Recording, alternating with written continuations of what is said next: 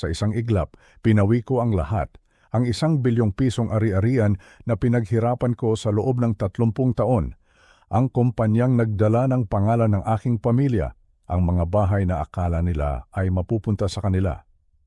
Lahat ng iyon, tinapos ko sa isang pirma. Hindi ito basta pagbawi ng mana. Hindi. Ang ginawa ko ay mas malala pa. Sinigurado kong wala silang makukuha kahit 1 sentimo. Wala nang babalikan, wala nang aasahan. Ang bahay na tinitirhan namin, ang mismong bahay na pinagsaluhan namin ng aking unang asawa. Ipinagbili ko ito nang hindi nila nalalaman. Ipinagbili ko ito sa taong alam kong hinding-hindi nila gugustuhing maging kapitbahay.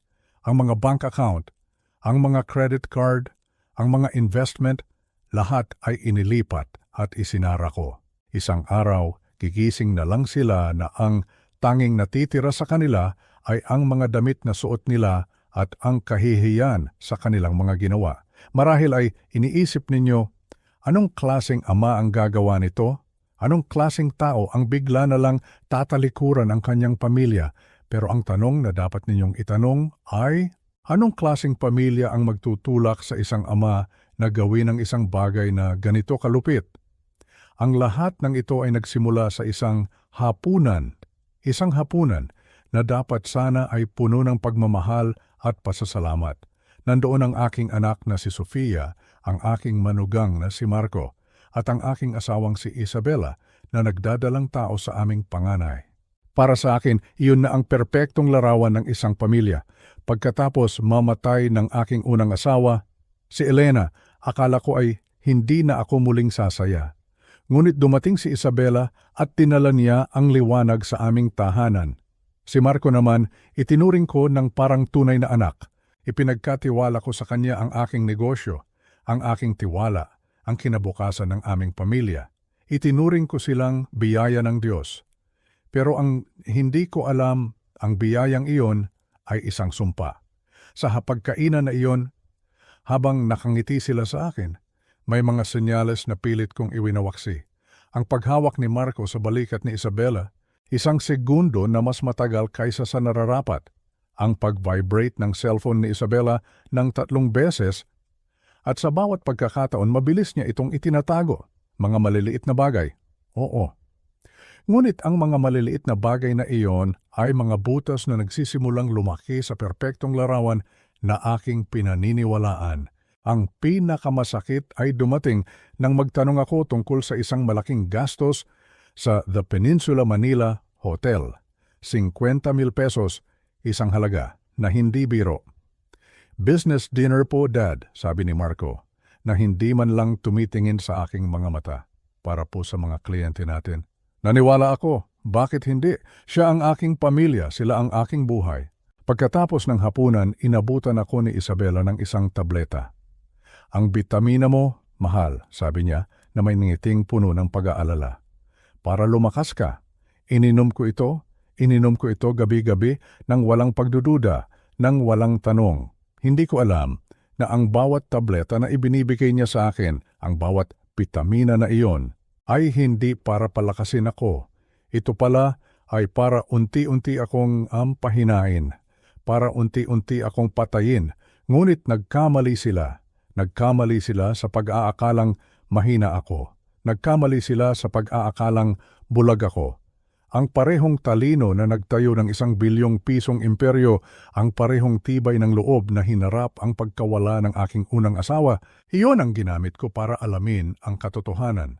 At nang malaman ko ang lahat, ang kasinungalingan, ang pagtataksil, ang plano nilang patayin ako at kunin ang lahat, doon ko napagtanto. Hindi ito simpleng paghihiganti. Hindi. Ito ay katarungan. Katarungan para sa akin, para sa alaala ni Elena at para sa aking anak na si Sofia na niloko rin nila. Ang pagbawi ko sa lahat ng ari-arian, iyon ay simula pa lamang. Ang tunay na parusa ay hindi pa nagsisimula. Ang bawat hakbang na ginawa nila sa dilim, ilalabas ko sa liwanag. Bawat kasinungalingan, babasagin ko gamit ang katotohanan. Akalain nilang nanalo na sila, pero ang hindi nila alam, ako ang nagtatakda ng mga patakaran ngayon. At sa huli pagsisisihan nila ang araw na minaliit nila ang pagmamahal at tiwala ng isang ama. Nebagstofasibig tayo dumagpatuloy sa nakagigimbal na kwentong ito. Kung hindi ninyo pa nagagawa, mangyaring mag-subscribe sa channel. Ang inyong suporta ay napakahalaga at i-comment ninyo sa ibaba kung taga saan kayo at anong oras ninyo ito pinakikinggan. Nais kong malaman kung saan umaabot ang aming mga kwento. Ngayon, ituloy na natin. Dumating ang araw ng Martes, ang araw ng ultrasound. Habang nagmamaneho kami papunta sa klinika, ramdam ko ang pananabik ni Isabela. Ang kanyang kamay ay laging nakahawak sa akin at ang kanyang ngiti ay abot hanggang tainga. Para sa kanya, ito ang katuparan ng aming pangarap. Para sa akin, ito ay isang obligasyon na kailangan kong tuparin. Habang ang aking ulo ay patuloy na kumikirot, isang paalala ng kakaibang pagod na bumabalot sa akin nitong mga nakaraang linggo. Napakasaya ko at nandito ka mahal na bulong niya sa akin habang papasok kami sa parking lot ng Charleston Women's Health. Ito ang ating sandali, Mateo, ang ating pamilya. Ang ating pamilya, paulit-ulit kong narinig ang mga salitang yon sa aking isipan. Malamig at madilim ang silid ng ultrasound. Ang tanging liwanag ay nagmumula sa asul na screen ng monitor. Hawak ko ang kamay ni Isabela, pinapanood ang malabong imahe ng isang sanggol na gumagalaw. Ang teknisyan ay masayang itinuturo ang bawat bahagi, ang ulo, ang mga kamay, ang maliit na puso na mabilis na tumitibok, 140 tibok bawat minuto, isang malusog na sanggol.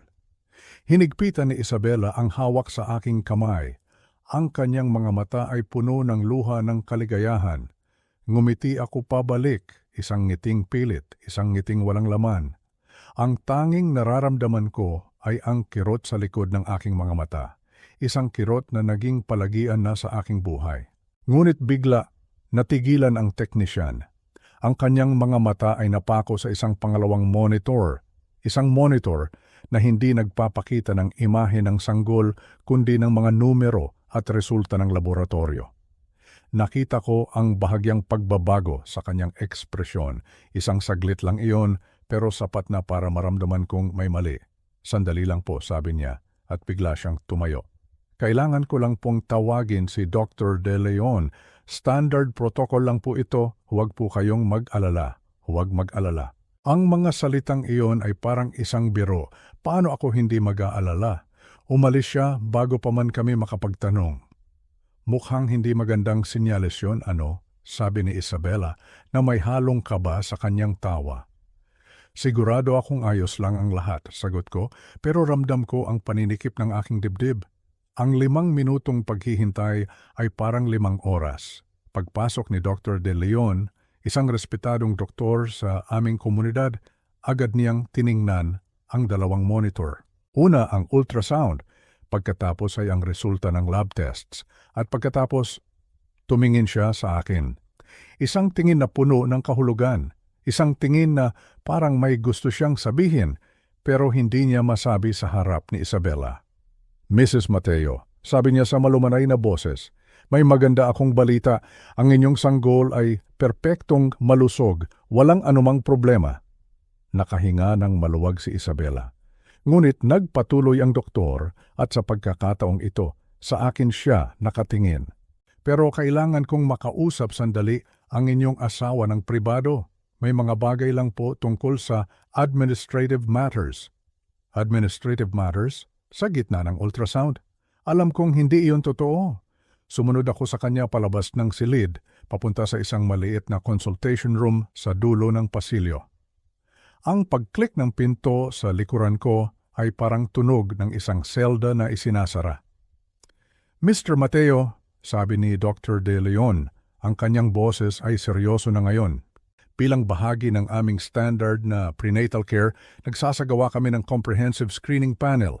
Isa sa mga bahagi nito ay ang paternity confirmation para masigurado ang tamang medical history para sa bata. Iniharap niya sa akin ang kanyang computer screen. At doon, nakita ko ang mga salitang nagpabagsak sa aking mundo. Nakasulat sa malalaking letra, Ket Kwasang Lok Huyet Thong. At sa ilalim nito, ang pangalan ng ama, Ngoy Chasin Hokjuok Shishak Jin Tronghethong, Marco Donovan, Isakswat, 99.99%. Marco Donovan, ang aking manugang, ang lalaking itinuring kong anak. Ang hangin sa silid ay biglang nawala. Hindi ako makahinga. Narinig ko ang sarili kong nagsasalita, pero parang boses ng ibang tao. Iyan ang manugang ko. Alam ko po, sagot ng doktor, ang kanyang boses ay kalmado, pero may bakas ng galit sa kanyang mga mata. Ang DNA niya mula sa Employee Health Screening ng Mateo Holdings ay nasa aming database. Conclusive po ang match, Mr. Mateo. I'm very sorry. Ang mga salitang iyon ay paulit-ulit na umaling-aungaw sa aking isipan. Sorry? Walang salita ang makakapagpaliwanag sa sakit na naramdaman ko sa sandaling iyon. Ang 30 taon ng pagtatrabaho, ang pagbuo ng isang pamilya mula sa abo ng kalungkutan. Lahat ay gumuho sa isang iglap. Huwag ninyong sabihin sa kanya. Nasabi ko na lang, halos pabulong. Ang aking isipan ay tumatakbo. Kailangan kong mag-isip. Kailangan kong manatiling kalmado. Pagbalik natin doon, sabi ko sa doktor, sasabihin ninyo sa amin na isa siyang malusog na batang lalaki at perpekto ang lahat. Wala nang iba. Tinitigan ako ni Dr. De Leon ng matagal na para bang sinusuri niya ang aking pagkatao. Mr. Mateo, kailangan kong itanong, ligtas po ba kayo sa inyong bahay? Ligtas ako, sagot ko, habang tumatayo ako sa nanginginig na mga binti. Bigyan ninyo lang ako ng 1 minuto. Pagkatapos ay babalik tayo at ang pag-uusap na ito ay hindi kailanman nangyari. Bumalik ako sa silid ng ultrasound na parang isang aktor sa isang entablado. Ngumiti ako. Hinalikan ko si Isabela sa noo. Ayos lang ba ang lahat? Tanong niya. Perpekto, sabi ko. At ang salitang iyon ay parang lason sa aking dila. Isa siyang lalaki. Umiyak siya. Mga luha ng kaligayahan. Hinawakan ko ang kanyang kamay habang tinatapos ng doktor ang lahat, habang binabati kami. Sa buong biyahe pa uwi, habang pinag-uusapan niya ang mga kulay para sa nursery at mga pangalan para sa sanggol. Isang katotohanan lang ang malinaw sa akin. Ang asawa ko ay nagdadalang tao sa anak ng aking manugang at ang mga bitamina na ibinibigay niya sa akin gabi-gabi ay hindi bitamina, ito ay lason. Pag-alis ni Isabela para sa kanyang yoga class, umupo ako sa aking opisina. Hawak ang larawan ng isang sanggol na hindi sa akin. At tinawagan ko ang taong pinagkakatiwalaan ko ng husto sa buong buhay ko. Atario Reyes? Sabi ko nang sagutin niya ang tawag. Kailangan ko ng pinakamahusay na private investigator na kilala mo. At kailangan ko siya na ngayon din. Pagkatapos ng tawag na iyon, ang bawat segundo ay parang 1 oras. Ang bawat ngiti ni Isabela, bawat pag-aalala niya sa aking kalusugan ay parang isang patalim na tumutusok sa aking likod. Ang bahay na dati kong itinuturing na santuwaryo ay naging isang crime scene. At ako ang biktima na hindi pa alam kung paano siya mamamatay. Kinabukasan, habang nasa isa na namang prenatal appointment si Isabela, ikinulong ko ang sarili ko sa aking opisina. Sa harap ko ay ang lahat ng dokumento na maaari kong makuha ng hindi nagdudulot ng hinala. Mga bank statement, corporate credit card logs, mga kalendaryo, phone records, lahat. Kung si Marco ang ama at sinabi ng DNA na 99.99% na sigurado, kailangan mayroong isang timeline, kailangan mayroong ebidensya. Sinimulan ko sa araw na ibinalita ni Isabela na siya ay buntis. Kalagitnaan ng Enero. Sabi niya, 10 linggo na raw ang kanyang dinadala. 10 linggo noong Enero. Ibig sabihin, ang pagbubuntis ay nagsimula noong unang bahagi ng Nobyembre. Pinuksan ko ang aking kalendaryo, Nobyembre 14 to hanggang 16. Nasa Cebu ako para sa isang malaking real estate conference. 3 araw, 2 gabi. Naalala ko ito ng mabuti dahil tumawag sa akin ang anak kong si Sofia mula sa Baguio. Binibisita niya ang kanyang kaibigan mula kolehiyo. Ibig sabihin, si Marco ay naiwan sa Maynila, mag-isa. Ang aking mga daliri ay nanginginig habang binubuksan ko ang statement ng American Express card ng aming kumpanya. Nag-scroll ako pababa sa buwan ng Nobyembre at doon nakita ko ito. Nobyembre 14, 6:23 ng gabi, The Peninsula Manila Hotel, 50,000 pesos. Ang nakalagay sa resibo, Client Entertainment. Ang pangalan ng kliyente, ang mga Harper mula sa Cebu. Ang pamilyang Harper na binanggit ni Marco sa hapunan ilang linggo na ang nakalipas. Ang problema, hindi namin nakuha ang kontrata sa mga Harper, ni hindi kami nagkaroon ng pangalawang pag-uusap. Dahil wala namang naging meeting, sinuri ko ang keycard access logs ni Marco sa aming gusali. Nobyembre 14, lumabas siya ng opisina ng 3:47 ng hapon. Nobyembre 15, wala siyang record ng pagpasok sa gusali. 2 buong araw na hindi maipaliwanag. 2 araw sa The Peninsula Manila habang ako ay nasa Cebu at si Sofia ay nasa Baguio. Ang dugo ko ay biglang nanlamig. Tiningnan ko naman ang credit card statement ni Isabela para sa mga petsang iyon. Wala. Walang gastos, walang spa, walang hotel, walang restaurant, wala. Ang sabi niya sa akin, mayroon siyang spa weekend kasama ang mga kaibigan niya mula kolehiyo. Isang weekend ng mga babae, isang malaking kasinungalingan. Nagpatuloy ako sa paghuhukay. Disyembre, Enero, Pebrero. Ang pattern ay unti-unting lumitaw, parang mga bitak na kumakalat sa isang salamin. Disyembre 8 at 9, nasa Atlanta ako. May 2 araw na gastos si Marco sa isang resort sa Kiawa Island. Ang sabi niya, client retreat. Si Sofia naman ay may mga evening clients sa kanyang therapy practice. Si Isabela, sabi niya, may book club meeting siya. Enero 12, nagkaroon ako ng isang minor na operasyon sa tuhod. Si Isabela ay nag-insist na manatili sa bahay para alagaan ako. Nagpapasalamat pa ako noon sa kanya. Pero ang corporate card ni Marco ay may charge sa Renaissance Charleston. Ang dahilan niya, nag-overtime, kumuha na lang ng kwarto para hindi na mag-drive pa uwi ng late. Pero ang anak kong si Sofia ay nasa bahay nila noon at ang sabi ni Marco sa kanya, nasa opisina siya. Hindi siya nasa opisina, nasa hotel siya. Habang ang asawa niya ay nag-aakalang nagtatrabaho siya at ako ay nakahiga sa kama, hilo dahil sa gamot. Ang bawat ebidensya ay isang sampal sa aking mukha. Ang bawat kasinungalingan ay mas masakit kaysa sa nauna. Ito ay hindi isang pagkakamali. Hindi ito isang simpleng affair. Ito ay isang kalkulado at sinadyang plano. Isang plano na maingat na inurasan sa tuwing ako ay wala. At ang sanggol na ipinaglihi noong Nobyembre ay bahagi ng kanilang masamang balak. Sa gitna ng aking pag-iimbestiga, tumunog ang aking telepono. Isang text mula kay Atty. Reyes. Mateo, mayroon na akong contact para sa iyo. Ang pangalan niya ay Mr. Cruz. Dating pulis, ngayon ay isa sa mga pinakamahusay na private investigator sa buong Pilipinas. Disente siya at epektibo. Kakausapin kaniya bukas. Kinaumagahan, nagkita kami ni Mr. Cruz sa isang maliit na coffee shop sa King Street. Ang kanyang opisina ay nasa itaas ng isang bookstore, isang lugar na hindi mo aakalaing pinamumugaran ng mga sekreto ng Maynila. Si Mr. Cruz ay nasa late 40s, isang lalaking baka sa muka ang 20 taong pakikipagbuno sa pinakamadilim na bahagi ng lipunan.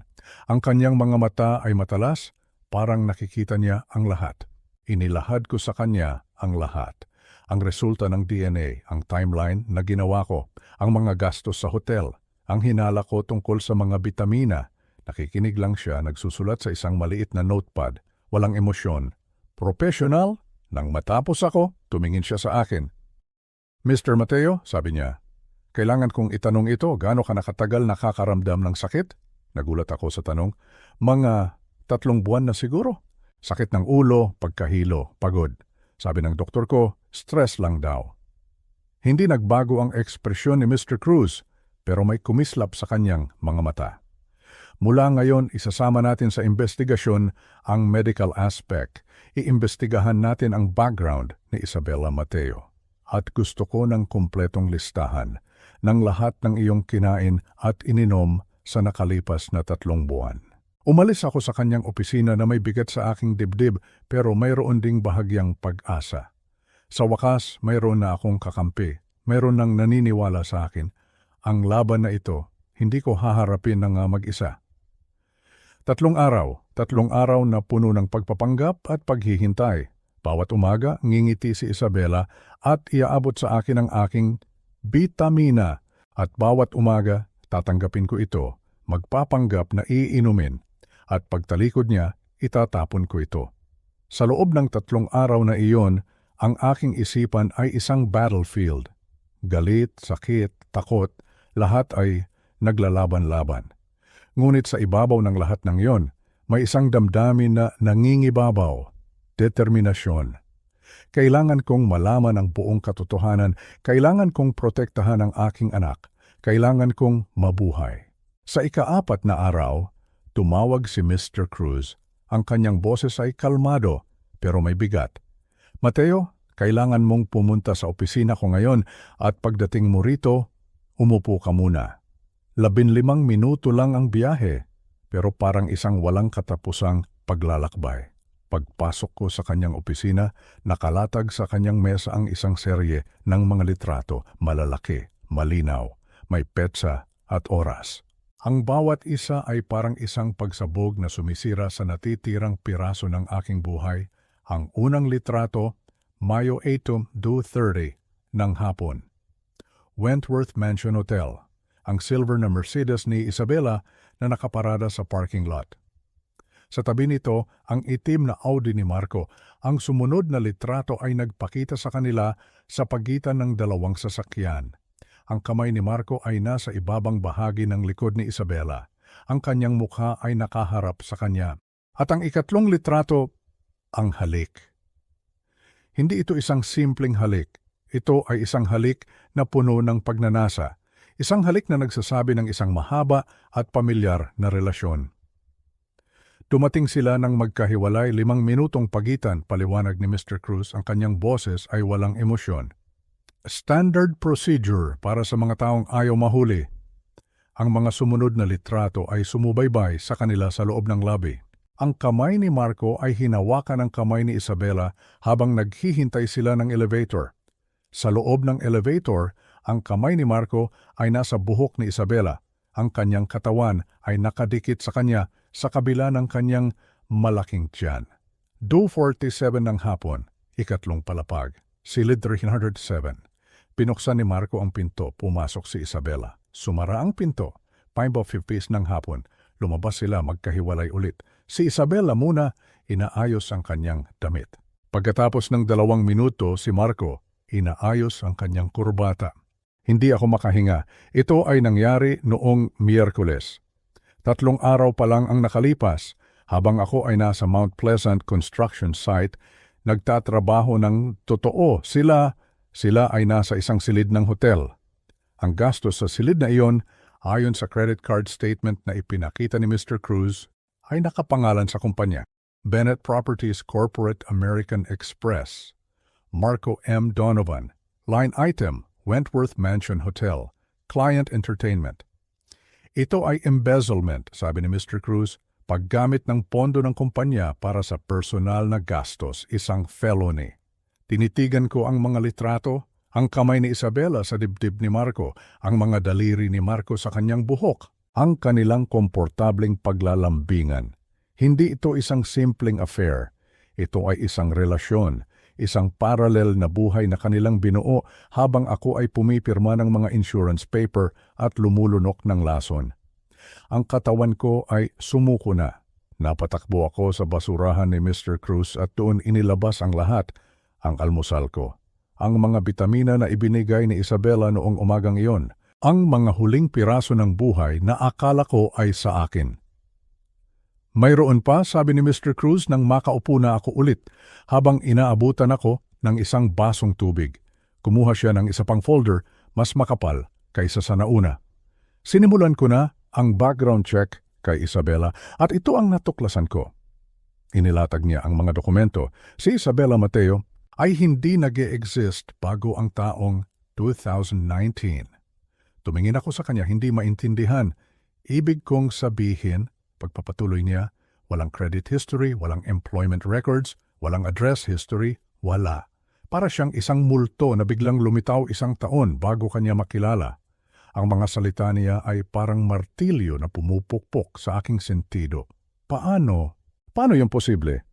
Posible, sagot niya, kung gumagamit siya ng isang ninakaw na pagkatao. Inilabas niya ang isang huling dokumento, isang death certificate, opisyal, mula sa Texas Department of State Health Services. Ang pangalan, Linda Marie Bennett. Ipinanganak noong Marso 14, 1984. Namatay noong Hunyo 8, 2014. Sanhi ng kamatayan, aksidente sa sasakyan. Lugar, Austin, Texas. Tumingin sa akin si Mr. Cruz, ang kanyang mga mata ay puno ng awa. Ang iyong asawa, Mateo, ninakaw niya ang pagkatao ng isang babaeng matagal ng patay. Ang mga litrato sa mesa ay parang dumami. Ang kamay ni Marco sa buhok ni Isabela, ang mga gastos sa hotel, ang insurance policy, ang sanggol na hindi sa akin. At ngayon, ito, ang asawa ko ay hindi ang taong sinasabi niya. Ang pangalan niya ay isang kasinungalingan. Ang buong buhay niya ay isang kasinungalingan. Sino ang pinakasalan ko? Bulong ko, ang aking boses ay basag. Tinitigan ako ni Mr. Cruz. Iyan ang susunod nating aalamin, sabi niya. Pero bago iyon, kailangan mong sabihin sa iyong anak na ang kanyang asawa ay isang taksil. Ang bigat ng katotohanan iyon ay parang isang malaking bato na dumagan sa aking puso. Paano ko sasabihin kay Sofia? Paano ko sisirain ang kanyang mundo tulad ng pagsira nila sa akin? Ang pagsasabi ng katotohanan kay Sofia ang pinakamahirap na bagay na kinailangan kong gawin sa buong buhay ko. Mas mahirap pa kaysa sa pagharap sa pagkamatay ni Elena. Mas mahirap pa kaysa sa pagtanggap na ang babaeng pinakasalan ko ay isang impostor na gustong pumatay sa akin dahil ang sakit na ito ay hindi lang para sa akin. Ibabahagi ko ito sa aking nag-iisang anak. Ang kanyang kaligayahan, ang kanyang mga pangarap, lahat ay mawawasak. Tinext ko siya noong gabing iyon. Anak, pwede ba tayong magkita bukas? Tayo lang. May kailangan lang akong pag-usapan tungkol sa mga alahas ni mama mo. Isang kasinungalingan, pero isang kinakailangang kasinungalingan. Hindi pwedeng malaman ni Marco. Nagkita kami kinabukasan sa Waterfront Park, sa isang bench na nakaharap sa dagat. Ang sikat ng araw ng Mayo ay parang isang insulto sa dilim na dala-dala ko. Dad, anong problema? Tanong niya agad. Palagi niyang nababasa ang aking nararamdaman. You look terrible. Huminga ako ng malalim. Ang aking mga kamay ay nanginginig habang inilalabas ko mula sa aking bulsa ang isang sobre. Una, ang resulta ng DNA. Sofia, I'm so sorry, sabi ko. Habang iniaabot ito sa kanya, binasa niya ito sa katahimikan. Nakita ko kung paano unti-unting nawala ang kulay sa kanyang mukha. Ang kanyang mga mata ay nanlalaki habang binabasa niya ang pangalan. Paternal match. Marco Donovan, 99.97%. Hindi ito totoo, sabi niya. Ang kanyang boses ay mahina, parang sa isang bata. Siguradong may pagkakamali. Hindi ito magagawa ni Marco. Hindi ako nagsalita. Sa halip, inabot ko sa kanya ang pangalawang sobre, ang sobre na naglalaman ng mga litrato. Ang mga litrato ni Marco at Isabela sa hotel. Tiningnan niya ang una, pagkatapos ay ang pangalawa. Ang kanyang mga kamay ay nagsimulang manginig ng husto. Kailan ito, Dad? Bulong niya. Ang kanyang mga mata ay hindi maalis sa larawan ng kanyang asawa na hinahalikan ang kanyang madrasta. Noong Miyerkules, sagot ko, 3 araw pa lang ang nakalipas. Hinila ko palabas ang mga resibo ng hotel mula Nobyembre. Pero Sofia, matagal na itong nangyayari, 7 buwan na, marahil mas matagal pa. Kay Isabela, ang kanyang boses ay basag, ang madrasta ko, ang babaeng hindi na niya natapos ang kanyang sasabihin. Ang hikbi ay nanggaling sa kaibuturan ng kanyang kaluluwa, isang tunog na hindi ko na narinig mula noong libing ni Elena. Kabibili lang namin ng bahay, Dad, sabi niya sa pagitan ng kanyang mga iyak. Mag-uumpisa na sana kaming bumuo ng sarili naming pamilya. Akala ko. Niyakap ko siya ng mahigpit. Hinayaan siyang umiyak sa aking balikat tulad noong bata pa siya at nasasaktan. Pero ngayon, hindi ko ito kayang ayusin sa pamamagitan ng ice cream at isang Disney movie. Ngayon ang mundo ang sumira sa isang bagay na napakahalaga. Gaano mo nakatagal alam? Tanong niya. Nang sa wakas ay humiwalay siya sa aking yakap. Ang resulta ng DNA noong Martes, ang mga litrato kahapon lang. Tumingin siya sa akin, may bahid ng sakit sa kanyang mga mata, at hindi mo agad sinabi sa akin. Kailangan kong makasiguro, sabi ko, ang aking boses ay pumipiyok. Kailangan ko ng ebidensya na hindi mo maitatanggi dahil alam kong wawasakin ka nito. Natahimik siya ng matagal, nakatingin sa dagat. Nang muli siyang tumingin sa akin, may nagbago sa kanyang mga mata. Ang lambot ay napalitan ng isang bagay na matalas, isang bagay na matigas. Ano ang gagawin natin? 4 na salita, hindi ano ang gagawin ko o hindi ako makapaniwala, kundi ano ang gagawin natin? Ang aking anak, ang aking matalino at matatag na anak. Tinatanong niya kung paano kami lalaban. Doon, sa gitna ng aming pinagsamang sakit, nakahanap ako ng lakas. Titipunin natin ang lahat ng ebidensya, sabi ko sa kanya. Iniimbestigahan pa ni Mr. Cruz si Isabela. Gumagamit siya ng ninakaw na pagkatao. Si Marco naman ay nagnanakaw ng pera sa kumpanya. Mas malaki pa ito kaysa sa isang simpleng affair. Pero kailangan nating ipaalam sa kanila na wala tayong alam. Kaya mo ba iyon? Ang magpanggap na normal ang lahat? Tumawa siya. Isang tawang mapait at maliwanag. Ang ngitian ang lalaking natutulog kasama ang madrasta ko habang nagpaplano ng pamilya kasama ako. Pinunasan niya ang kanyang mga luha. Inayos niya ang kanyang sarili. Oo, Dad, sabi niya. Ang kanyang boses ay matatag na ngayon. Kaya kong gawin iyon. At Dad, kapag handa na tayo, kapag nasa atin na ang lahat, wawasakin natin sila. Wawasakin natin sila, inulit niya. At ang lamig at katiyakan sa kanyang boses ay nakakatakot at kahanga-hanga sa parehong pagkakataon. Noong gabing yon, sa hapunan pinanood ko si Sofia nang ngitian si Marco. Pinanood ko siyang tanungin kung kamusta ang araw nito, tumawa sa mga biro nito, hawakan ang kamay nito na parang walang nagbago. At si Marco, ngumiti lang pabalik, walang kaalam-alam. Sa sandaling iyon, hindi pa ako naging mas proud sa aking anak. Ang laban ay nagsimula na. At sa pagkakataong ito, hindi na ako nag-iisa. Mayroon na akong kasama. Mayroon na akong kakampi. At magkasama naming haharapin ang bagyo. Ang mga sumunod na araw ay isang pagsubok sa aming katatagan ni Sofia. Araw-araw, ginagampanan namin ang aming mga papel sa isang masalimuot na dula. Ako, bilang isang nag-aalalang asawa at ama na stress lang daw ang karamdaman. Si Sofia bilang isang mapagmahal na asawa na walang kamalay-malay sa pagtataksil na nagaganap sa kanyang likuran. Ang bawat hapunan ay isang entablado ng kasinungalingan.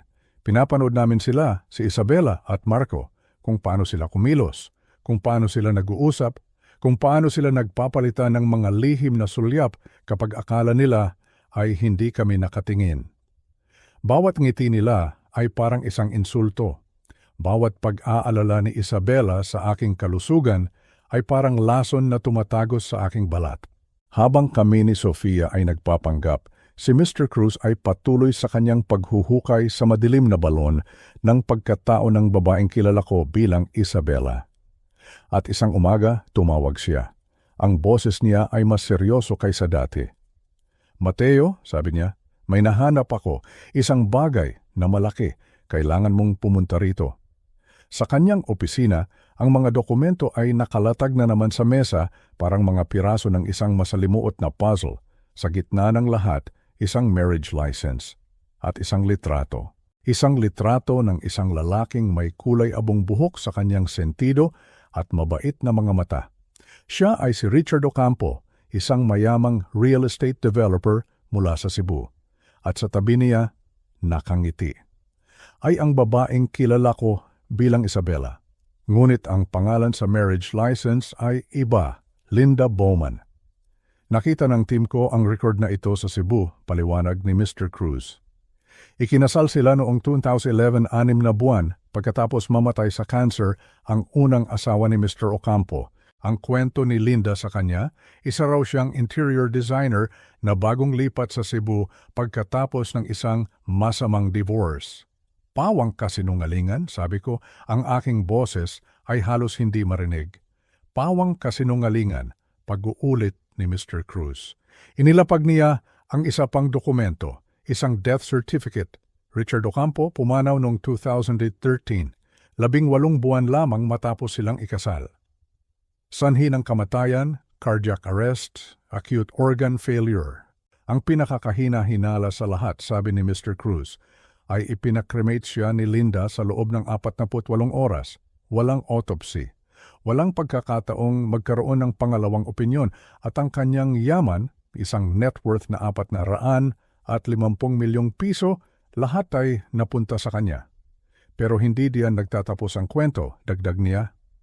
Ang kapatid ni Richard, si Amanda Ocampo, ay kinuwestiyon ang will, nagkaroon ng kasuhan. Sa huli, nagkaroon sila ng settlement. Nakakuha si Linda ng 300 milyong piso. At pagkatapos noon, naglaho na lang siya na parang bula. Ang pattern, ang nakakakilabot na pattern. Isang mayamang byudo, isang bagong asawa na puno ng pag-aalala, isang biglaang pagkakasakit, isang mabilis na kamatayan, at isang malaking halaga ng pera. Ang dugo ko ay parang yelo na dumaloy sa aking mga ugat. Ito na ang nangyayari sa akin.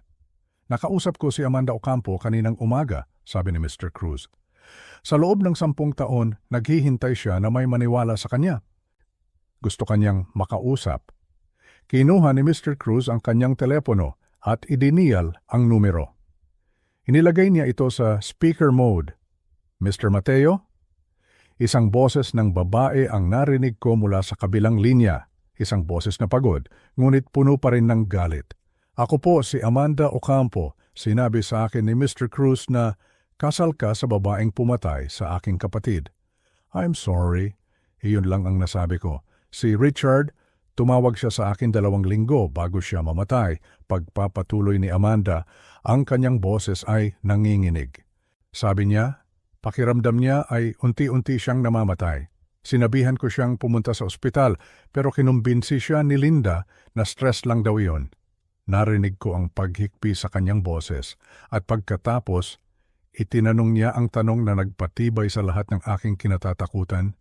Mr. Mateo, sabi niya, ang kanyang boses ay biglang tumigas. Ang asawa mo ba? Binibigyan kanya ng bitamina? Ang sahig ay parang gumuho sa ilalim ng aking mga paa. Opo, sagot ko. Si Richard, umiinom din siya ng bitamina araw-araw. Ipinipilit ni Linda.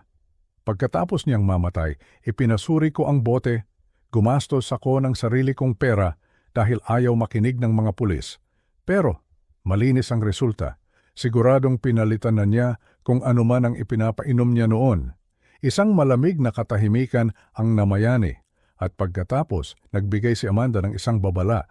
Huwag kang iinom ng kahit anong ibigay niya sa iyo, hindi pagkain, hindi inumin, wala. At para sa awa ng Diyos, huwag kang papayag na ipakremate ka niya. Pagkatapos ng tawag, ang opisina ni Mr. Cruz ay binalot ng katahimikan. Mateo, basag ni Mr. Cruz sa katahimikan, ang mga sakit ng ulo mo, kailan nagsimula? Mga 3 buwan na, sagot ko. Kailan mo in-update ang iyong will? Tanong niya. Tinitigan ko siya. Noong Enero, hiniling ni Isabela na magdagdag ako ng life insurance, 300 milyong piso. Sabi niya, para daw sa bata. Tumayo si Mr. Cruz. Kailangan nating kumuha ng toxicology screen ngayon din sa isang pribadong laboratorio, confidential. Ang kanyang mga mata ay seryoso. At Mateo, itigil mo na ang pag-inom ng kahit anong galing kay Isabela. Ang bitamina niya, ang tiyaan niya, lahat ng dumaan sa kanyang mga kamay. Tumango ako. Ngunit ang aking isipan ay nasa litrato ni Richard Ocampo, 58 taong gulang. Nagtiwala, patay. Hindi ako may sakit, sabi ko kay Mr. Cruz. Ang aking boses ay puno ng bagong determinasyon. Ako ay pinapatay. Ang resulta ng toxicology test ay dumating makalipas ang 2 araw. Umaga pa lang, tumawag na si Mr. Cruz.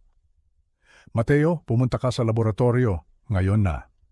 Pagdating ko, naroon na si Mr. Cruz kasama ang isang doktor na nasa edad 50, si Dr. Andrew Mitchell. Ang kanyang kilos ay kalmado, ang kilos ng isang taong sanay ng maghatid ng masamang balita. Walang paligoy-ligoy. Mr. Mateo, simula ni Dr. Mitchell, meron kang colchicine sa iyong sistema, mataas ang level, at hindi ito aksidente. Colchicine. Hindi ko alam kung ano iyon. Isa itong alkaloid substance mula sa halamang Autumn crocus. Paliwanag ng doktor. Sa maliliit na dosis, ginagamit itong gamot sa gout. Ngunit sa mas malalaking dosis, ito ay lubhang nakalalason. Ipinakita niya sa akin ang isang chart sa kanyang computer screen, isang timeline ng mga sintomas. Ito ay isang tuso at mapanlinlang na lason, sabi niya.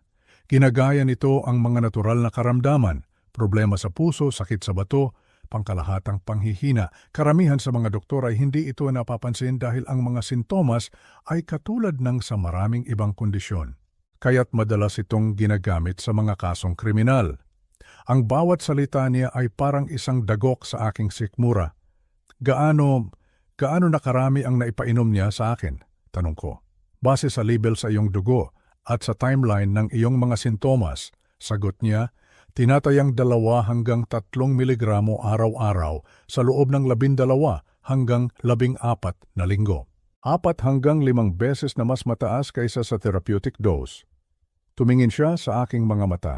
Nasa isang mapanganib na landas ka, Mr. Mateo, isa pang buwan, at posibleng magkaroon ka na ng irreversible multi-organ failure. Ang parehong pagkasira ng mga organo na kumitil sa buhay ni Richard Ocampo. Ang parehong plano, ang parehong lason. Kaya pa bang gamutin? Tanong ko. Ang aking boses ay nanginginig. Oo, sagot ni Dr. Mitchell. Natigil mo ang pag-inom sa tamang panahon. Magsisimula tayo agad ng chelation therapy, agresibong hydration at pagmomonitor sa iyong mga organo. Ang iyong mga bato ay stressed pero gumagana pa. Ang iyong liver enzymes ay mataas pero hindi kritikal. Humilig siya pasulong. Mr. Mateo, mapalad kang narito ka pa? Ang tanging dahilan kung bakit ka narito ay dahil ang sino mang gumagawa nito sa iyo ay nagkamali sa kanilang timing. Nagkamali sa timing, bigla kong naalala ang araw na iyon sa silid ng ultrasound. Ang pagmamadali ng technician na tawagin si Dr. De Leon. Kung hindi dahil sa random na DNA test na iyon, kung hindi dahil sa pagkakamaling iyon, marahil ay huli na ang lahat. Naubusan siya ng oras, sabi ko. Mateo, ito ay attempted murder, sabi ni Mr. Cruz. Ang kanyang boses ay puno ng pagkaapura. Premeditated, documented, ongoing. Mayroon tayong medical evidence, ang pattern mula sa kaso ni Richard, ang testimonya ni Amanda. Tatawagan na natin si Detective Walsh ngayon din.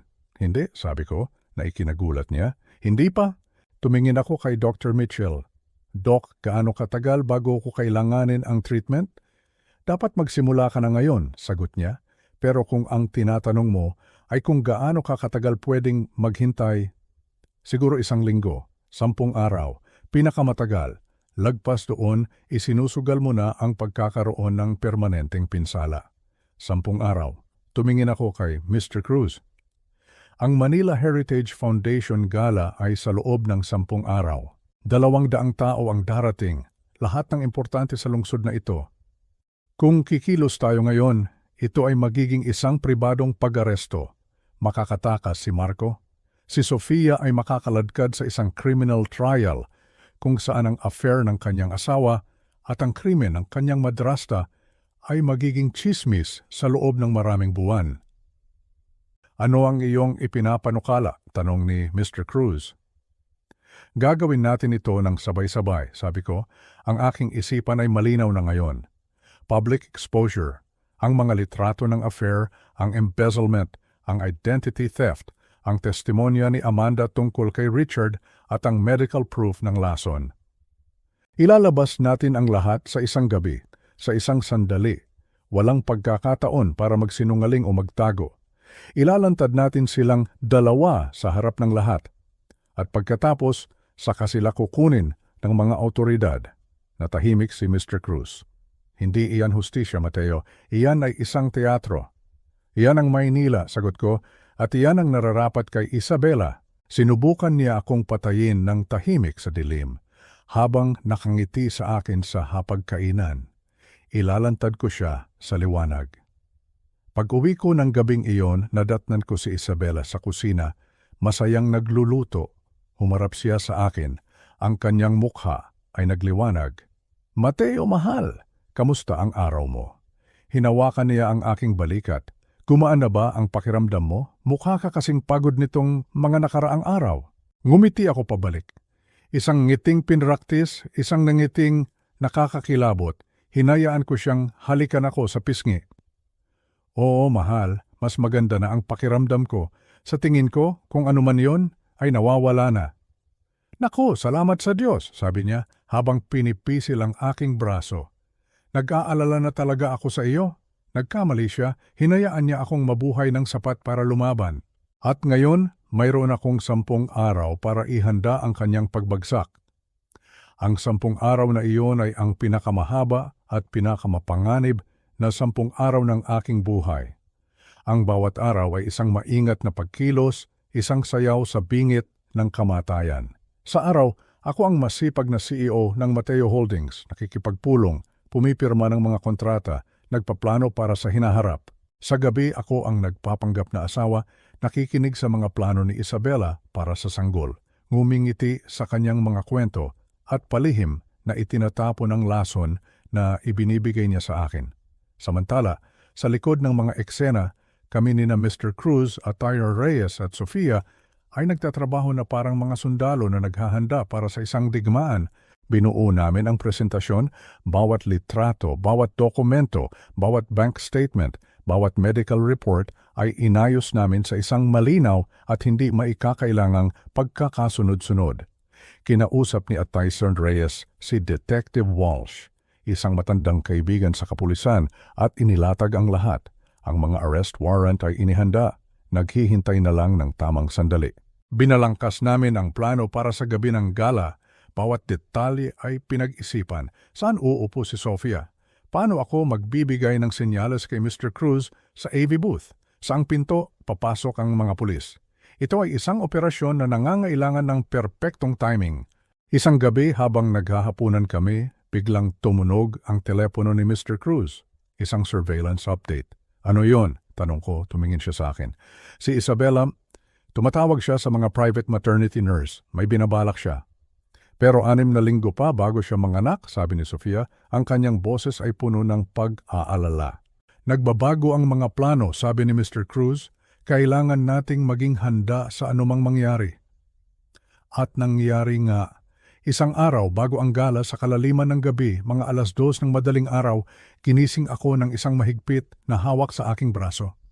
"Mateo," sabi ni Isabela, ang kanyang boses ay hirap at puno ng sakit. "Oras na. Lalabas na ang bata." Ang katahimikan sa loob ng kotse papuntang St. Luke's Medical Center ay nakakabingi. Ang tanging maririnig ay ang hirap na paghinga ni Isabela at ang mabilis na tibok ng aking puso. Hinawakan niya ang aking kamay sa tuwing sumasakit ang kanyang tiyan, isang hawak na napakahigpit, sapat na para makaramdam ako ng sakit. At sa isip ko, ito na ang huling beses na hahawakan niya ako bilang asawa ko. "Napakakalmado mo," sabi niya sa pagitan ng kanyang paghinga. "Alam kong magiging matatag ka para sa akin." Matatag. Ang salitang iyon ay parang isang kabalintunaan. 6 na oras ang itinagal ng kanyang labor. At sa buong 6 na oras na iyon, nanatili ako sa kanyang tabi. "Kailangan kita dito," sabi niya. "Hindi ko kaya ito kung wala ka." Nanatili ako dahil ang pag-alis ay sisira sa aking pagkukunwari. Nanatili ako at pinanood ang mga monitor, binilang ang kanyang mga paghinga. 8:47 ng umaga, isang malakas na iyak ng sanggol ang pumuno sa silid, isang batang lalaki. 7 libra, 2 onsa, malusog. Kinuha siya ng nurse, binalot sa isang asul na kumot at inilagay sa mga bisig ni Isabela. Napakaganda niya, bulong ni Isabela habang ang mga luha ay dumadaloy sa kanyang mukha. "Mateo, tingnan mo siya, ang ilong niya. Kamukha ng ilong mo." Tumingin ako sa bata. Hindi ko siya anak. Nakita ko si Marco sa hugis ng kanyang mga mata, sa kurba ng kanyang bibig. Ngunit sa kabila ng lahat ng iyon, ang nakita ko ay isang inosenteng nilalang. Isang sanggol na walang kasalanan, ipinanganak sa isang mundo ng kasinungalingan. "Perpekto siya," sabi ko. At sa pagkakataong iyon, nagsasabi ako ng totoo. Ang bata ay perpekto. Siya ay walang kasalanan. 2 oras ang lumipas, dumating si Marco. At kasama niya si Sofia. Ang mukha ng aking anak ay kalmado pero nakikita ko ang sakit sa kanyang mga mata. Niyakap niya si Isabela, tiningnan ng sanggol at kinampanan ang kanyang papel ng walang mali. Hinawakan ni Marco ang sanggol at sa sandaling iyon nakita ko ang pagbabago sa kanyang mukha. Pagmamahal, paghanga. Ang isang ama na hawak ang kanyang anak sa unang pagkakataon. Ngunit hindi niya ito maaaring angkinin. Hinawakan ko rin ang bata. Mainit siya. Totoo siya. Ang batang ito, lalaki siyang alam na ang kanyang ina ay isang mamamatay tao at ang kanyang ama ay isang taksil. Ngunit karapat-dapat siyang magkaroon ng isang pagkakataon. Magkakaroon siya ng magandang buhay, sabi ko ng mahina, anuman ang mangyari.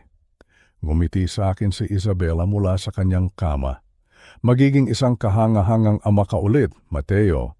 Umalis ako ng ospital ng tanghali. 7 oras na lang bago magsimula ang gala. Si Isabela ay mananatili sa ospital. Hindi siya makakadalo. Si Marco ang pupunta mag-isa. Perpekto. Mula sa aking kotse, tinawagan ko si Mr. Cruz. May pagbabago sa plano, sabi ko. Gagawin natin ito nang wala siya. Wala si Isabela? Tanong ni Mr. Cruz. Nasa ospital siya kasama ng bata, paliwanag ko. Ilalantad natin si Marco ngayong gabi. Ang affair, ang embezzlement, lahat. Aarestuhin siya ni Detective Walsh sa gala.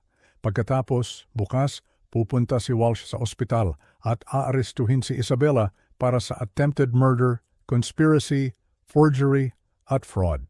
2 magkahiwalay na pag-aresto.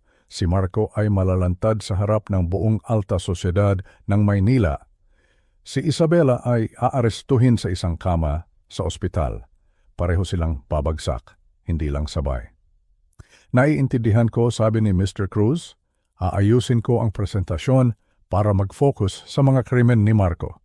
7 oras na lang ang natitira. Mula sa aking kotse, pinanood ko ang entrance ng ospital. Sa loob, hawak ni Isabela ang isang sanggol na bahagi ng kanyang plano para patayin ako at nakawin ang aking pera. Sa tabi niya, nakatayo si Marco, nagpapanggap na isang tapat na manugang habang siya ang tunay na ama. At ngayong gabi, wawasakin ko siya. Bukas, wawasakin ko naman siya. Ang Hibernian Hall ay nagniningning. Ang mga crystal chandelier ay kumikinang. Ang mga bulaklak ay sariwa. At ang hangin ay puno ng halimuyak ng mamahaling pabango at tunog ng masayang tawanan. Ito ang Manila Heritage Foundation Gala, ang pinakaabangang social event ng taon. At ito rin ang magiging entablado ng pagbagsak ni Marco Donovan. Dumating ako ng 7:30, mag-isa. Agad akong sinalubong ng mga pagbati. Mateo, congratulations sa baby. Nasaan si Isabela? Paulit-ulit na tanong. At sa bawat pagkakataon, ngumingiti ako at sinasabing, nagpapahinga po sila sa ospital, doctor's orders. Dumating si Marco at Sofia ng 7:45. Si Sofia ay napakaganda sa kanyang navy blue na gown, kalmado at elegante. Si Marco naman ay nakasuot ng kanyang pinakamagandang suit.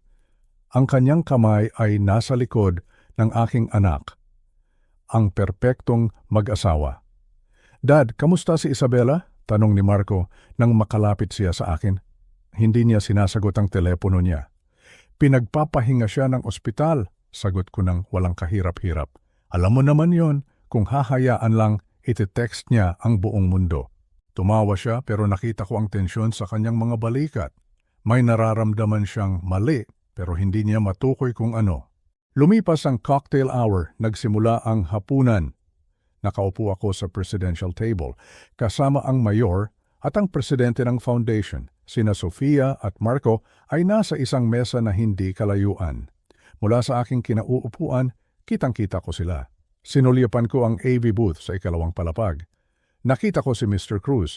Nagtama ang aming mga mata at bahagya siyang tumango. Handa na ang lahat. Si Detective Walsh at ang kanyang mga tauhan ay nasa labas. Naghihintay ng aking senyales. 9:00 ng gabi. Tumayo ang presidente ng foundation at tinawag ako sa entablado para magbigay ng aking talumpati. Nagpalakpakan ang mga tao. Tumayo ako, inayos ang aking suit at naglakad papunta sa podium. Ang buong ballroom ay tumahimik. 200 pares ng mga mata ang nakatingin sa akin. Mga kaibigan, mga kasamahan, mga taong kilala ako sa loob ng 30 taon.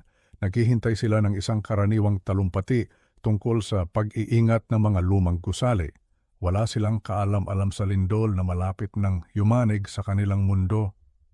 Magandang gabi sa inyong lahat, simula ko. Ang aking boses ay kalmado at malakas. Ngayong gabi nais kong magsalita tungkol sa preservation, pero hindi sa uri na inyong inaasahan. Ilang mahinang tawa ang narinig ko. Nais kong magsalita tungkol sa pag-iingat ng tiwala. Kung ano ang ibig sabihin ng maniwala sa isang tao at kung ano ang ibig sabihin kapag ang tiwalang iyon ay sinira. Tumingin ako diretso kay Marco. Ang kanyang ngiti ay unti-unting nawala. Kahapon, ang aking asawa ay nagsilang ng isang batang lalaki. Ang aking anak, iyon ang aking pinaniwalaan. Hinayaan kong lumutang ang mga salitang iyon sa hangin. Pagkatapos, tumango ako kay Mr. Cruz. Ang unang slide please. Ang 3 malalaking screen sa ballroom ay biglang umilaw at ang unang lumabas ay ang resulta ng DNA test. Ngoy Chasinhoc, Marco Donovan, Xaco SWAT, 99.99%. Isang kolektibong paghinga ng gulat ang narinig sa buong silid. Agad na tumayo si Marco. Kasinungalingan ito, sigaw niya. Umupo ka Marco, sabi ko. Ang aking boses ay parang kulog. Hindi pa ako tapos. Hinila siya ni Sofia paupo. Ang kanilang relasyon ay nagpapatuloy na sa loob ng mahigit 1 taon, sabi ko habang ipinapakita ni Mr. Cruz ang mga surveillance photos. Ang mga halik, ang pagpasok sa silid ng hotel, ang mga petsa, ang mga bulungan ay naging hiyawan, ang mga cellphone ay itinaas, nagre-record. Pero simula pa lang iyan, pagpapatuloy ko ang sumunod na slide, mga bank statement. Si Marco Donovan ay nagnakaw ng mahigit 7 milyong piso mula sa Mateo Holdings para tustusan ang kanyang affair. Ang mukha ni Marco ay namutla. Dad, kaya kong ipaliwanag. Kaya mo bang ipaliwanag ito? Ang sumunod na slide, isang death certificate. Linda Marie Bennett, pumanaw noong 2014. Ang silid ay naging napakatahimik na para bang lahat ay hininga ay ninakaw. Ang asawa ko ay nagnakaw ng pagkatao ng isang babaeng 11 taon ng patay. Dati siyang kasal kay Richard Ocampo, isang developer sa Cebu. Ang sumunod na slide, ang obituary ni Richard na may parehong mga sintomas na nararanasan ko. At ang huling ebidensya, ang aking toxicology report. Substance detected, colchicine, toxic range.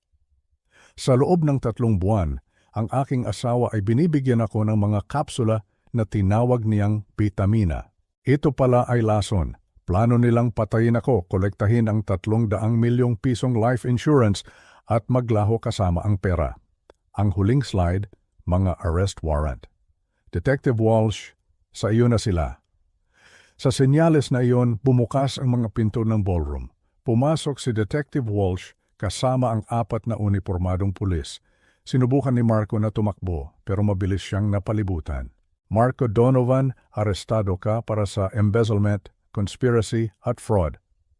Habang pinoposasan siya, ang buong silid ay sumabog sa gulo, mga sigawan, mga flash ng kamera, kaguluhan. At sa gitna ng lahat ng iyon, tumayo ako sa podium, kalmado. Ang hustisya, sa wakas, ay nagsimula na. Habang ang kaguluhan ay nagaganap sa Hibernian Hall, sa isang tahimik na silid sa St. Luke's Medical Center, si Isabela Domichel, kung anuman ang tunay niyang pangalan, ay mahimbing na natutulog hawak ang kanyang cellphone. Marahil, sa kanyang panaginip, siya ay nagbibilang na ng milyon-milyon. Marahil ay pinaplano na niya ang kanyang kinabukasan kasama si Marco. Ngunit ang kanyang panaginip ay biglang natapos nang bumukas ang pinto ng kanyang silid. Hindi isang nurse ang pumasok, kundi si Detective Walsh, kasama ang 2 unipormadong pulis. Ang kanyang nangiti ay agad na naglaho. Anong Anong nangyayari dito? Tanong niya. Kaya ang kanyang boses ay puno ng pagkukunwaring pag-aalala. May nangyari ba sa asawa ko? Ang asawa mo, sabi ni Detective Walsh, ang kanyang boses ay malamig at walang emosyon, ay kasalukuyang nasa entablado at isinisiwalat ang lahat ng iyong mga krimen. Ipinakita ni Walsh sa kanya ang isang video sa kanyang telepono, isang live feed mula sa gala, ang aking mukha sa malaking screen, ang aking boses na umalingaw-ngaw sa buong ballroom. Ang mukha ni Isabella ay nagbago mula sa pagkalito patungo sa pagkatakot at sa huli sa purong galit. Michelle Torres, sabi ni Walsh, arestado ka. Hindi siya pumalag. Habang pinupusasan siya, isang malamig at kalkuladong babae ang aking nakita sa video na ipinakita sa akin ni Walsh mamaya. Walang luha, walang pagsisisi. Tumingin lang siya sa sanggol na natutulog sa bassinet. Ang kanyang golden ticket na ngayon ay wala ng halaga at pagkatapos, dinala na siya papalabas. Ang mga sumunod na araw, linggo at buwan ay isang malaking bagyo. Ang iskandalo ay sumabog sa lahat ng pahayagan at balita. Ang kwento ng mayamang negosyante na nilason ng kanyang asawang impostor at ng kanyang manugang ay naging usap-usapan sa buong bansa. Ngunit sa gitna ng lahat ng ingay, kami ni Sofia ay nanatiling matatag. Hinarap namin ang lahat ng magkasama. Ang mga paglilitis ay mabilis na umusad. Ang ebidensya ay napakatibay. Ang testimonya ni Amanda Ocampo, ang kapatid ni Richard mula sa Cebu, ay nagbigay ng bigat sa kaso at nang matagpuan ang colchicine sa mga buto ni Richard matapos itong hukayin, ang kapalaran ni Michelle ay selyado na. Hinatulan siya ng habambuhay na pagkabilanggo, reklusyon perpetua, walang parol. Habang binabasa ang hatol, ang kanyang mukha ay nanatiling blanko, walang emosyon, parang isang estatwang yelo. Si Marco naman ay tumanggap ng isang plea deal, 12 taon. Sa kanyang sentencing, tumingin siya kay Sofia. I'm sorry, Sofia, sabi niya. Ang kanyang boses ay basag. I'm sorry for everything. Hindi sumagot si Sofia. Tumingin lang siya sa kanya, tumayo ng tuwid at lumabas ng courtroom ng may dignidad. Ang pinakamalaking tanong na naiwan ay, ano ang mangyayari sa sanggol? Isang inosenteng bata na ipinanganak sa gitna ng kasamaan. Ang batas ay komplikado. Ngunit sa huli, ang liwanag ay nanaig. Si Amanda Ocampo, ang babaeng 10 taon na naghintay ng hustisya para sa kanyang kapatid, ay nag-file para sa legal na adoption. Ito ang gugustuhin ni Richard, sabi niya sa akin sa telepono. Ang kanyang boses ay puno ng emosyon. Ang batang ito ay karapat-dapat magkaroon ng isang bagong simula, isang pamilya na mamahalin siya dahil sa kung sino siya, hindi dahil sa kung saan siya nanggaling. At sa mga salitang iyon, naramdaman ko ang isang uri ng kapayapaan. Ito ay isang hustisya na hindi perpekto, pero ito ay totoo. 6 na buwan matapos ang mga paglilitis, ang buhay ay nagsimulang bumalik sa normal. Ang aking kalusugan ay ganap ng bumuti. Sinabi ni Dr. Mitchell na ako ay malusog na, isang milagro daw ito. Ang Mateo Holdings ay mas naging matatag. Ang 7 milyong piso na ninakaw ni Marco ay naibalik sa pamamagitan ng pagsamsam sa kanyang mga ari-arian. Nagtayo ako ng isang foundation sa pangalan ni Diane, ang aking unang asawa, ang Diane Bennett Fund. Ang layunin nito ay tulungan ang mga biktima ng domestic violence at elder abuse, lalo na sa mga kaso ng financial at emotional manipulation. Si Sofia naman ay bumalik sa kanyang trabaho bilang isang therapist. Ngayon ang kanyang espesyalidad ay ang pagtulong sa mga taong nakaranas ng matinding pagtataksil. Ang pagtulong sa iba na maghilom, sabi niya sa akin isang araw, ay tumutulong din sa akin na maghilom. Isang malamig na hapon ng Nobyembre, binisita ko ang puntod ni Diane. Ang puno ng magnolia na itinanim namin ay matayog na ngayon, ang mga sanga nito ay malawak. Umupo ako sa bench sa ilalim nito. Okay na ako ngayon, Diane, sabi ko ng mahina. Sa tingin ko magiging proud ka kung paano kami lumaban ni Sofia, kung paano namin pinrotektahan ang isa't isa.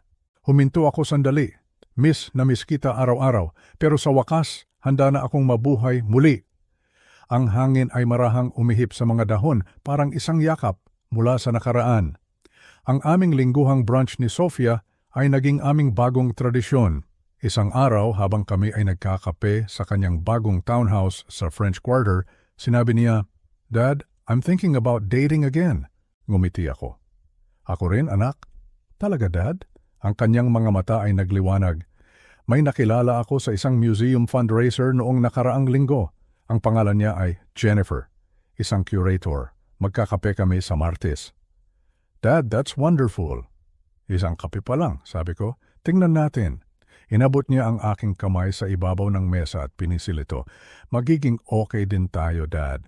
"Oo, anak," sabi ko, habang pinagmamasdan ang sikat ng araw na tumatago sa bintana. "Magiging okay tayo." Nagpatuloy kami sa aming kwentuhan tungkol sa kanyang mga kliyente, sa aking mga proyekto, sa darating na gala ng foundation, mga normal na bagay, mga mabubuting bagay. Ang mga peklat ay mananatili roon magpakailanman, pero ang mga peklat ay nangangahulugang nakaligtas kami. At ang pagkaligtas, iyon pala ang unang hakbang para matutong mabuhay muli. Ibinabahagi ko ang kwentong ito sa inyo sa komunidad ng Grandpa Stories bilang isang babala at isang testimonya. May mga maninila sa mundo, mga taong kayang magsuot ng maskara ng pagmamahal habang nagpaplano ng kasamaan. Ngunit mayroon ding biyaya ang Diyos, may awa ang Diyos. Ang ultrasound na iyon, ang DNA test na iyon, hindi iyon coincidence. Iyon ay kanyang paraan para iligtas ako. Ang aking anak na si Sofia, siya ang anghel na ipinadala niya para bigyan ako ng lakas. Ang komunidad na ito ay umiiral para protektahan natin ang isa't isa sa pamamagitan ng ating mga karanasan. Kaya't maging mapagmatyag, i-verify ang lahat, magtiwala ng may karunungan, at higit sa lahat, magpasalamat sa Diyos araw-araw para sa bawat hininga. Ako si Mateo, isang ama, isang negosyante, at isang survivor.